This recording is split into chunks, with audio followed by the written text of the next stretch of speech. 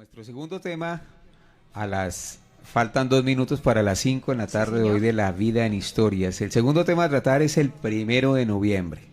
Entonces ya pasamos de la víspera, el 1 de noviembre, y celebramos en todo el mundo la fiesta o es conmemoración. Es una solemnidad.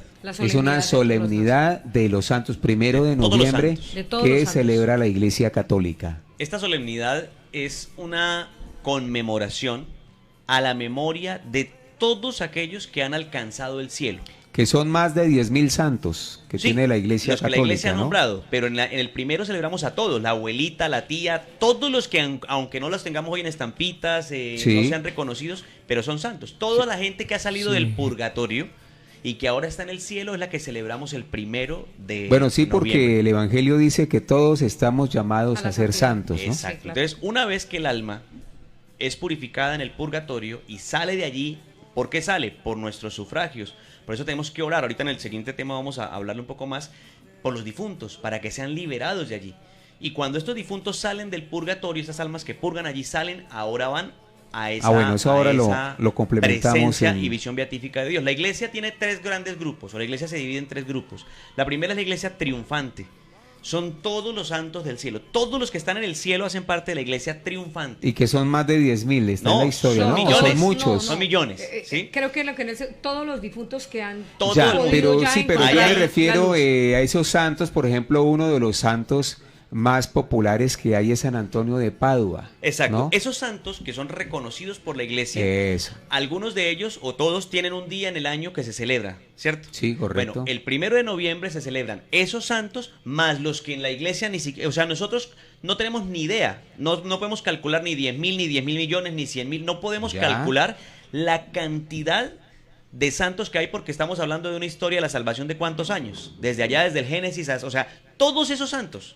Los que no conocemos son los que celebramos el 1 de noviembre. En silencio. Exacto. Muchos tenemos, por ejemplo, familiares que sabemos que se ganaron el cielo porque participaron de una enfermedad, porque vivieron una vida impecable con Dios. O sea, esa gente muy seguramente ya está en el cielo. Entonces, como no sabemos quién está allá y quién no, el 1 de noviembre la iglesia se pone feliz y hace una gran fiesta conmemorando a todos los santos. ¿Qué es lo que hacemos ese día?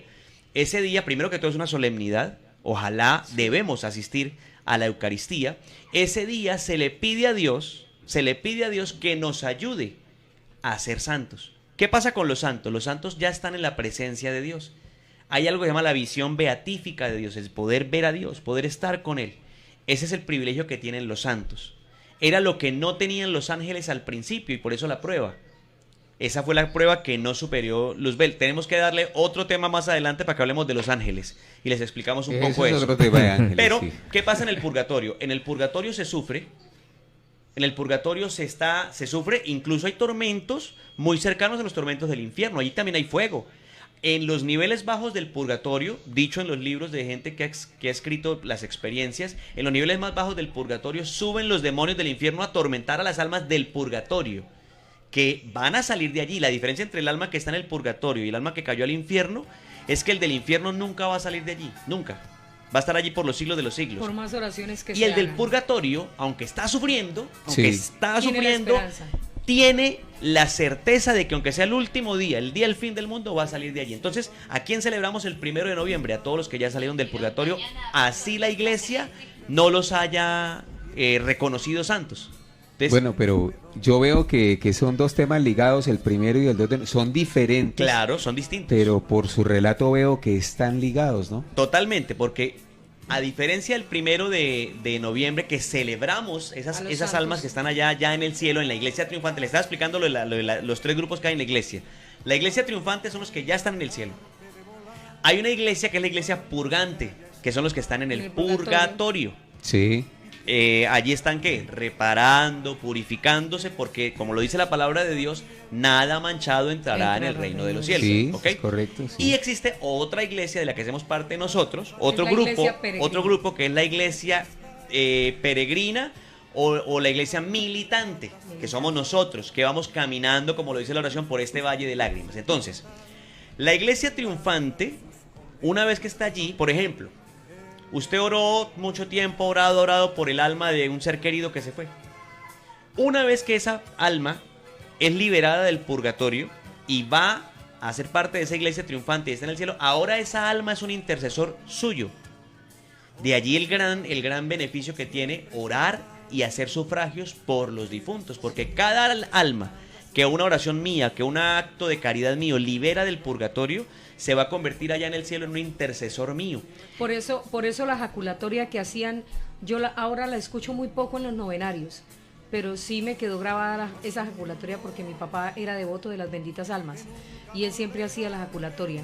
Almas santas, almas pacientes, almas piadosas, orad a Dios por nosotros, que nosotros rogaremos por vosotras para que el Señor os dé su gloria. Exacto. Cuando un alma sale del purgatorio, esto se lo escuchaba yo a un sacerdote, le dicen, oye, adivine quién lo liberó. Un ejemplo, ¿no? ¿Quién lo liberó? Fulano. Y esa alma ahora va a estar permanentemente en intercesión por esa persona que hizo esa obra de caridad. Por eso cuando uno dice, oramos este Santo Rosario por todas las benditas almas del purgatorio y por las más necesitadas de la infinita misericordia de Dios, yo no sé por quién estoy orando y no sé a quién le estoy ayudando. Ahora, un alma en el purgatorio, que es otro tema, hay un tema que se llama las postrimerías. Lo invito a que lo apunten para que hablemos una próxima ocasión, que es muerte, juicio, purgatorio, infierno y cielo. Es un tema muy interesante, sí, que la gente tampoco entiende muy bien y por eso es que la gente se confunde. Hay mucha gente católica incluso que piensa que la vida se acaba cuando yo me muero, que yo me muero y que vaya en un hueco y que hasta ahí llegó todo. Falso, falso de toda falsedad. Entonces, ahí es donde empieza. Exacto. Entonces, ¿cuál es nuestro trabajo? La iglesia militante. Nosotros estamos aquí en este mundo peregrinando, pidiéndole a Dios, el 1 de noviembre especialmente, que nos ayude a ser santos. Eso es lo que se le llama la esperanza. Ustedes saben que cuando uno lo bautizan, recibe las 3 virtudes teologales. Esas virtudes se las da Dios a usted, las recibe en el bautismo: fe, esperanza y caridad o amor.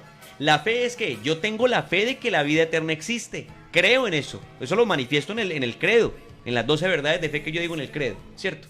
La esperanza, ¿cuál es? Que yo tengo el anhelo de ir allá a esa vida eterna, de estar en la presencia de Dios eternamente, ¿cierto? Y la caridad, ¿cuál es? ¿Cómo ejerzo yo la caridad? Pues especialmente con mis semejantes, ¿verdad? Pero también con las almas del purgatorio. Todos tenemos la obligación de orar permanentemente por las almas del purgatorio, cosa que muy poca gente hace. La gente cumple con un novenario y se olvidó del muertico. Sí, hay que seguir orando por esas almas. Todo el tiempo, porque como yo no sé cuándo van a ser liberados. Correcto. Yo no sé. Entonces tengo que hacerlo todo el tiempo. Bueno, Nelson, ¿y cuál es la santa para usted, o mejor, la santa que usted más prefiere, la que más admira? Bueno, por la vida que llevaron. Cuando yo conocí un poco más de Dios, por allá por el año 2013, 2014, antes de eso yo era un católico criticón. Aunque cantaba las misas y todo, yo era muy criticón. Yo decía, oiga, pero es que claro, con razón que los protestantes nos llevan tanta ventaja. Si es que primero que todo la música protestante es mejor que la católica. Yo no conocía ni un músico católico y con tantos que hay, porque no estudiaba, no investigaba, no me daba la tarea de buscar. Y por otro lado yo decía, es que a la iglesia católica le faltan testimonios, decía yo. Sí. Yo encontraba en internet mucho testimonio cristiano y protestante y todo. Bendito, cuando yo empiezo a escudriñar esto y me empiezo a dar cuenta y empiezo a leer, me regalaron un libro que se llama Vida de Santos, y empiezo a leer y empiezo a ver películas de santos. Recomendadísimo ese libro. Me enamoré. Muy bueno. Me enamoré. Muy El bueno. Padre Pío de Pietrelcina. Allá en la casa está. No, miren, le recomiendo. En la casa tenemos el librito. Le recomiendo la de San Felipe Neri. Qué película espectacular, tan divina, sí. Divina. San Felipe Neri es un santo en Nariño, paraíso, en una comunidad. Paraíso, yo prefiero el paraíso. Esa es una canción que él cantaba. Y así le enseñaba a sus niños. San Felipe Neri es un santazo. Pero mire, yo empecé a ver, y la primera de la que me enamoré fue Rita de Casia. Tremenda película. Rita de Casia, una mujer que logró la paz entre dos familias que estaban literalmente acabándose unos con otros, pero con unas experiencias de vida. Mataron a su esposo, se murieron sus 2 únicos hijos. Bueno, es una cosa impresionante. Ella incluso recibió los estigmas del Señor. Una santa. ¿Qué son los estigmas? ¿Qué son los estigmas? Los estigmas son las heridas que tuvo Cristo, sus clavos, la corona, incluso la lanzada. El Padre Pío, Santo Padre Pío de Pietrelcina, se dice que tenía los 5. San Francisco de Asís tuvo los 5. Los 5, sí. También. San Francisco de Asís es el del pesebre, ¿no? Sí, de la tradición del pesebre. El que dejó la tradición del pesebre, sí. No, entonces, no siempre a todos los estigmatizados se les manifiesta. Por ejemplo, Santa Rita de Casia tenía la corona. Solo la corona. Solo la corona. Sí. Como hay algunos que solo son las heridas de las manos. Exacto, otros es el costado. Bueno, entonces yo me enamoré de Santa Rita. Pero cuando vi esto del Padre Pío, matado con el Padre No. Pío. Y así he venido. ¿Qué días me vi la película de San Juan Pablo II? Se llama Carol el hombre, Carol el papa. Bellísima. Sí, 7 horas. La del Papa. 7 horas. El Padre Pío.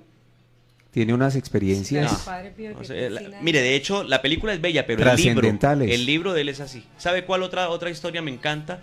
La del Santo Cura de Ars. Otro libro así de grueso. Sí, Bellísima. que celebramos Lo en atormentaban. agosto. En agosto. 4 de 4 de agosto. El agosto. patrono, 4 de el agosto. patrono de todos los De párrocos. los sacerdotes, Él es el sí. patrono de los párrocos. Párrocos, De sí. los párrocos. Sí. Es él. A él lo atormentaban. Historia. Atormentado. Él muchísimo. es reconocido como un mártir del confesionario. Él pasaba hasta 18 horas confesando en un día. Sí. Hacía el domingo una holladita con papas saladas y esa misma holladita de papas saladas le cansaba hasta el jueves o viernes. Eso era lo que él comía toda la semana, papas saladas, y ayunaba como un berraco. Y decía que todo eso lo hacía en penitencia por los pecados de los que venían a confesarse con él. Entonces usted venía a confesarse con terribles cosas y él le ponía a usted su penitencia, pero él pagaba una penitencia mayor por usted y por sus pecados. Sí, hay una experiencia también de él, una historia que él va a sacarle como, sí, a hacer un exorcismo a alguien, ¿no? Entonces el demonio le habla y le cuenta, le dice que el demonio cuenta todos los pecados, dice, ¿no? Los exorcismos. Entonces él dice, usted una vez le robó unas papitas a su tía, ¿no? Como le gustaban tanto las papas, dijo, sí, pero yo me confesé. Es una historia de que el diablo le revela a uno todo, él Él sabe dice, cómo hacer todo. a él el demonio... ¿Él se lleva bien las cuentas? Sí. Claro, a él el demonio, Ah, bueno. el demonio logró llegar con él a un nivel que se llama la vejación. La vejación es cuando el demonio toca físicamente Vejación. a una persona, la A él lo lastima. lastimaba el Entonces, demonio. cuando a él el demonio lo visitaba en la celda, en su habitación, que era llamada la celda en la noche, le metía candela, le pegaba, lo golpeaba, lo arrastraba, arruinaba. todo. ¿A quién? Al Santo Cura de Ars. Al Padre Pío Santo también. Cura de San Ars. Juan Mar- Al y Padre Pío también. Al Entonces, Padre cuan- Pío también. Claro, cuando eso le Al pasaba... Padre Pío le ocurrieron milagros en la mesa del altar, ¿no? Celebrando, ¿no? Muchas cosas, muchas cosas. Al Santo Cura de Ars, a San Juan María Vianney, cuando el demonio llegaba ahí, me perdonen la expresión, a tandearlo, él sabía que al otro día iba a haber una gran conversión. O sea, el demonio llegó a darme, es porque mañana alguien va a ir a confesarse, pero mejor Iba a dicho. cambiar Y su entonces, vida. así molido y todo, al otro día estaba sentadito en su confesionario esperando. Fíjese tremendo santo, en verdad, una historia espectacular de San Juan María Vianney y que casi uno se ordena porque no sabía latín. Él Hombre, tenía complicaciones. bueno. De hecho, lo De ordenaron aprender, para exacto. quitárselo de encima. Venga, Sí. ordenemos a este tipo porque ya nos tiene hasta aquí. Él le pidió Más o perdón al menos era obispo. y mandémoslo, Sí, mandémoslo a donde nadie vaya a misa por Bueno, allá. eso ha pasado. Hay Sí, muchas sí, sí. experiencias de ese tema. Miren, Sí. Sí, Otro, exacto. otro santo. Gran santo. Santo entre los santos, San Juan Bosco. El santo de los jóvenes. El Muy santo- El santo oportuno, de la sí. alegría. El santo Uy, que de trajo... él hay unas historias Uf, el inmensas santo con su alumno, que trajo Santo que Domingo conociéramos a Santo Sabio. Domingo Sabio. Primero morir antes que pecar. pecar. Sí, bellísimo. ese niño vale la pena. Hay santos impresionantes. Y, Patrono no de los y no monaguillos. porque sean San José Sánchez del Río. San José Sánchez del Río El es un niño niño cristero, mexicano el niño en la cristero. Guerra de los Cristeros que duró más de 50 años. Empezó por allá en 1890 y pico y en 1926-29 terminó. Y terminando esta guerra aparece un niño llamado José Sánchez del Río que le dice a la mamá, tenía 14 años, le dice, mamá, me voy para la guerra con los cristeros. Le dice, pues es un niño, usted no puede ir por allá a la guerra. Y dice, mamá, yo tengo que ir. Pero ¿cómo que se va a ir a la guerra si usted es un niño? ¿Qué tal que lo maten? Dice, por eso, mamá, nunca había sido tan fácil ganar el cielo. Él entendía claramente lo que era un mártir.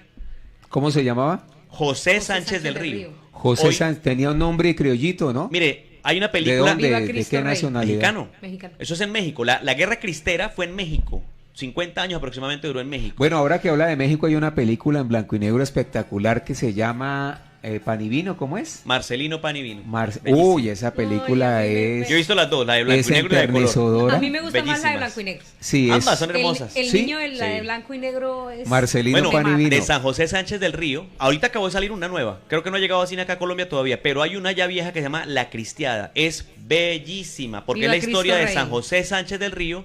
Es la historia de Plutarco Calles, que era el presidente, el que hizo toda la guerra.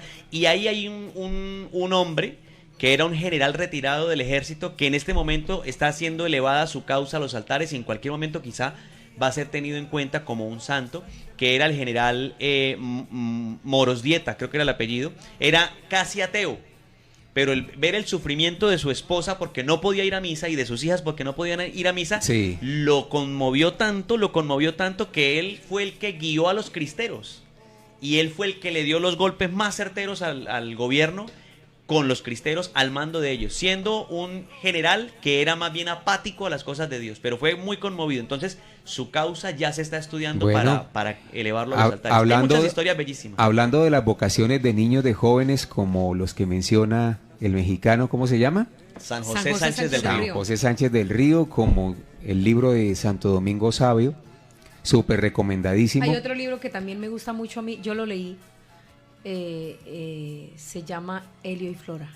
Es un libro Helio y Flora. maravilloso, No Bueno, lo he visto. hermoso. Entonces, Bueno, todos- perdón, ahí se entiende un poco más la explicación del 1 de noviembre. En la guerra cristera fueron miles y miles de personas las que fueron asesinadas por la causa de Cristo. De esas miles y miles de personas, solamente se conoce un pequeño puñado de beatos, siervos de Dios y unos poquitos santos. Pero son miles los muertos mártires. En O sea, silencio. son miles los santos que no conocemos. No sí, más de tienen allá. que haber muchos más. sí. Imagínense los de Hitler. Son los de los nazis. Uy, Los de los campos de concentración. Solamente No, conocemos eso no. a Maximiliano Kolbe. Una historia Sí, bellísima. Él fue un sacerdote. no, por Dios. Un sacerdote que estaba en los campos de concentración detenido y sacaron dentro de todos a un tipo que lo iban a matar. Iba a ir a la cámara de gas porque cualquier cosa, porque los escogieron. Alguien se voló y llegó el militar a sacar un grupo para matarlos, para meterlos allá. Y este tipo lloraba y lloraba y San Maximiliano Kolbe levantó la mano y se ofreció para que a él no lo mataran. Y entró a la cámara de gas y murió en la cámara de gas, donando su vida por alguien que no conocía y que nunca conoció. ¿Cuántas personas mató Hitler? Miles. 6 millones. miles. Hablan de 6 millones. Hay Muchísimas. fosas, Judíos. hay mucha especulación. Hablan más de 6 millones Hay mucha de especulación. personas Te que imaginas toda esa asesinó. gente, muchos de ellos que son mártires, por no No. decir todos.